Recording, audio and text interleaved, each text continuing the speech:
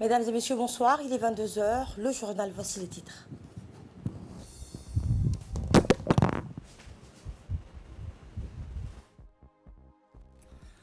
Le ministre du Travail a préparé une réunion virtuelle des mondons tripartites de l'OIT de la région d'Afrique. Objectif, discuter sur l'impact et les conséquences dues à la crise du Covid-19 sur le marché du travail dans le continent.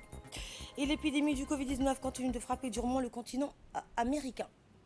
C'était les titres. Merci de nous accueillir chez vous. Et nous entamons cette édition avec ce message de félicitations du président de la République à son homologue. Ismaël Omar Guelleh a souhaité succès et réussite à son homologue américain Donald Trump, dont le pays célèbre l'anniversaire de sa fête nationale. Je forme également le vœu d'une plus grande prospérité et épanouissement au peuple ami américain, a écrit le chef de l'État dans le télégramme de félicitations transmis au président Donald Trump. Le peuple et le gouvernement de Djibouti se joignent aussi à moi pour exprimer leur sympathie et amitié à la nation américaine. A ensuite noté le président Guelleh, qui s'est réjoui des liens privilégiés d'échanges et de coopération entre notre pays et les États-Unis d'Amérique. Djibouti et les États-Unis ont étouffé leurs liens ces dernières décennies à travers des partenariats stratégiques et d'intérêt suprême pour leurs deux pays et leurs deux peuples, a par ailleurs souligné le président de la République. Soyez sûr, Monsieur le Président, que notre pays demeurera toujours un allié fiable des États-Unis et de la communauté internationale dans le processus d'intégration mondiale visant à stabiliser et à combattre toutes les formes d'extrémisme, et donc a par ailleurs souligné le chef de l'État. Eh bien, le président de la République a enfin indiqué, indiqué le président Ismaël Omar Guelleh avant de réitérer ses meilleurs voeux à l'ensemble du peuple ami des États-Unis d'Amérique. Je vous le disais en titre, dans le cadre du sommet mondial virtuel Covid-19 et le monde du travail, qui se tiendra donc du 1er au 9 juillet 2020, le ministre du Travail chargé de la réforme de l'administration, Esman Ibrahim Roble, a préparé à une réunion virtuelle des mandants tripartites de l'OIT de la région Afrique pour discuter des réponses à la crise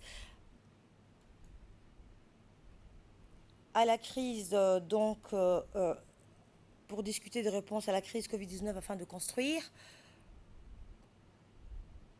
en mieux dans le cadre du processus menant au sommet mondial de l'OIT sur la pandémie du Covid-19 et le monde du travail qui se tiendra du 7 au 9 juillet prochain. Objectif, offrir une plateforme au mandant tripartite pour discuter sur l'impact et les conséquences dues à la crise du Covid-19 sur le marché du travail des pays du continent et de partager les bonnes pratiques en réponse à l'impact du Covid-19 sur le monde du travail dans le contexte du cadre stratégique de l'OIT. Lors de cette réunion virtuelle, les participants ont présenté à tour de rôle les mesures et actions entreprises par leurs pays respectifs pour faire face à l'impact causé par la crise du Covid-19. Le ministre donc Ibrahim Roble a informé ses collègues qui ont participé à cette conférence les différentes décisions et mesures entreprises par le gouvernement djiboutien pour faire face à cette situation de crise afin de minimiser les conséquences et impacts sur le marché du travail et sauver des emplois. Voici ses propos. Chers collègues, la crise du Covid-19 a permis à la communauté internationale de prendre conscience de la nécessité d'intégrer la santé du citoyen comme priorité, quel qu'en soit le prix. En effet, telle que la crise financière il y a quelques années, cette crise sanitaire à la base est cependant en train d'avoir des effets socio-économiques sans précédent. Pour combattre la crise de l'épidémie du Covid-19, les autorités ont procédé par étapes pour protéger la population. La première étape a été la réponse sanitaire avec le confinement pour contenir la propagation de la pandémie conformément aux directives du président de la République et celles de l'OMS. Ensuite, des mesures ont été prises pour limiter les effets économiques et sociaux de l'arrêt de l'appareil économique du pays. À cette occasion, je voudrais citer ici les mesures les plus emblématiques adoptées par le gouvernement de la République de Djibouti. La législation du travail a été adaptée au nouveau contexte grâce à un dialogue social structurant. Ainsi, un régime dérogatoire des relations de travail a été mis en place par décret présidentiel qui régit le marché du travail pendant la période de la pandémie. Ce décret propose des mesures exceptionnelles pour protéger les contrats de travail en adoptant des mesures de travail alternatives, congés payés, télétravail, temps partiel. De même, un arrêté relatif aux conditions d'attribution de l'indemnité compensatrice aux salariés et de l'allocation aux entreprises durant la pandémie a été pris pour sauver les emplois dans les entreprises du secteur privé touché par la crise du Covid-19. C'est une première à Djibouti, c'est historique. Je reste persuadé que les mêmes mesures ont été appliquées par la plupart des pays africains pour donner une réponse à la crise du Covid-19 sur la base du cadre stratégique de l'Organisation internationale du travail. Cette stratégie est alignée sur le programme des Nations unies pour le développement durable à l'horizon 2030, l'agenda 2063 de l'Union africaine, la déclaration du centenaire de l'Organisation internationale du travail sur l'avenir du travail et la déclaration d'Abidjan adoptée lors de la 14e réunion régionale africaine de l'Organisation internationale du travail. La prochaine étape est donc la relance socio-économique qui met nos économies sur le chemin du changement durable, du développement économique et qui positionne l'être humain au centre des préoccupations sociales et économiques et politiques.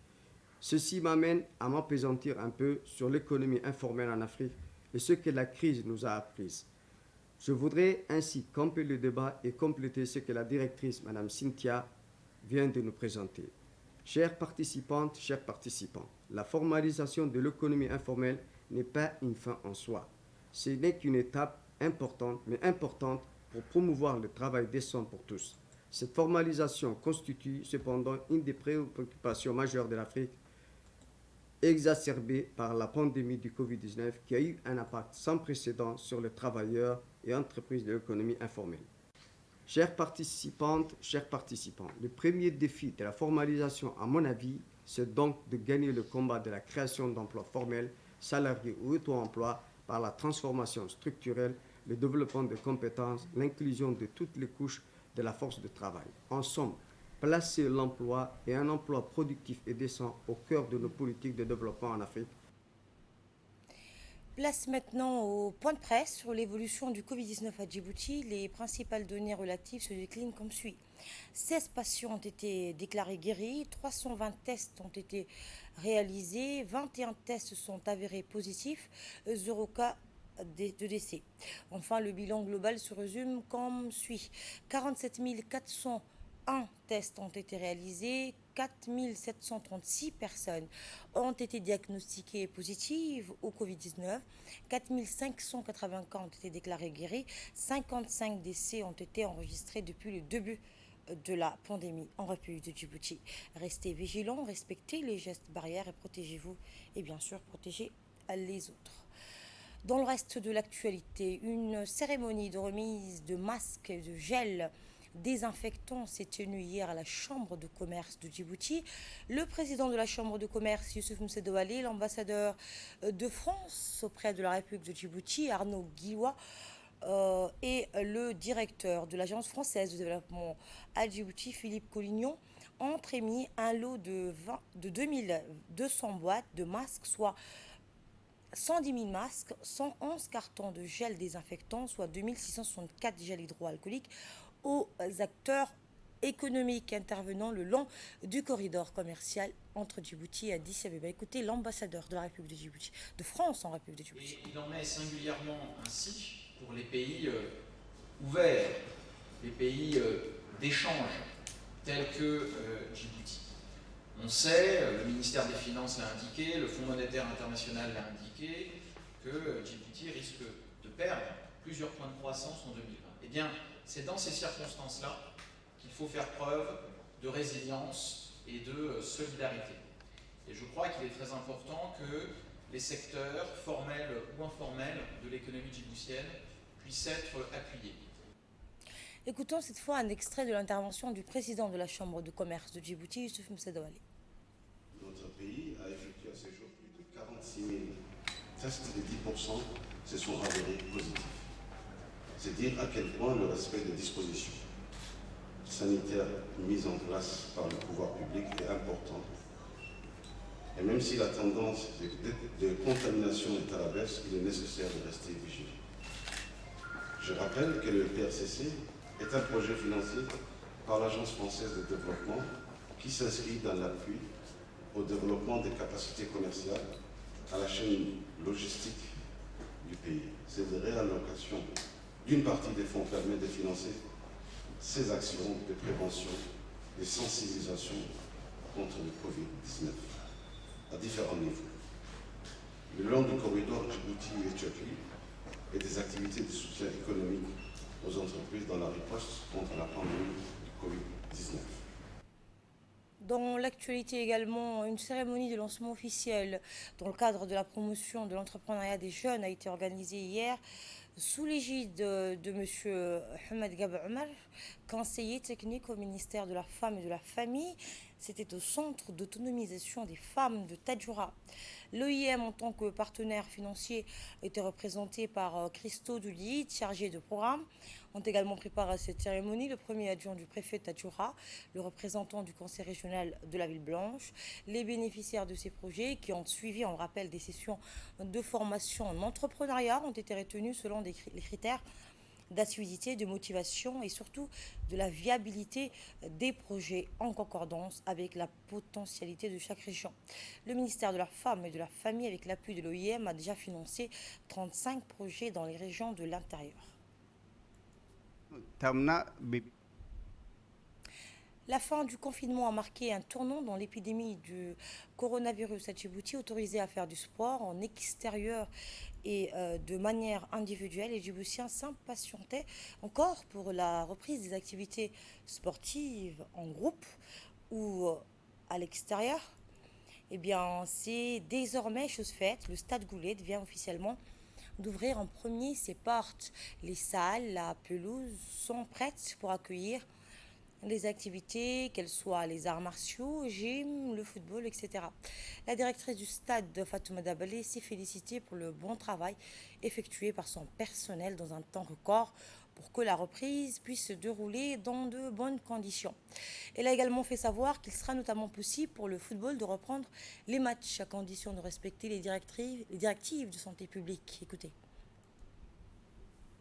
Le Stade Goulet fut affecté par la pandémie du Covid-19 et bien sûr la reprise aura lieu comme convenu, mais la vigilance reste de mise pour des raisons de sécurité sanitaire. Donc le maître mot respect des gestes barrières reste et restera toujours d'actualité dans l'intérêt de tous, n'est-ce pas? Donc voilà, et les matchs seront joués à huis clos jusqu'à nouvel ordre, Inch'Allah. Et pour votre information, la direction du Stade Goulet n'a ménagé aucun effort pour améliorer le cadre des structures d'accueil des clubs d'arts martiaux, ainsi que les autres clubs. Voilà, donc je lance un appel solennel à tous nos partenaires que les activités sportives ont repris et qu'ils seront les bienvenus, comme toujours. L'épidémie du Covid-19 continue de frapper durement le continent américain. Je vous le disais en titre, un nouveau record de contamination a été enregistré aux États-Unis hier. Eh bien, le port du masque continue de faire débat. La première puissance mondiale est devenue hier le pays le plus endeuillé de la planète avec 128 677 décès liés au Covid-19 selon une université américaine. Quant au cas de contamination, il passe la barre des 55 000 nouvelles détections en une seule journée aux États-Unis. Et jour 2 de la présidence allemande de l'Union européenne, de la première réunion en visioconférence avec les institutions à Bruxelles, la présidente de la Commission européenne souligne les défis historiques qui attendent Berlin au cours des 6 prochains mois, à commencer par la pandémie et la reprise de l'économie. Pour sa seconde présidence de l'Union européenne, la chancelière allemande est particulièrement attendue. Fin de ce journal, merci à vous de l'avoir suivi. Excellent week-end à toutes et à tous.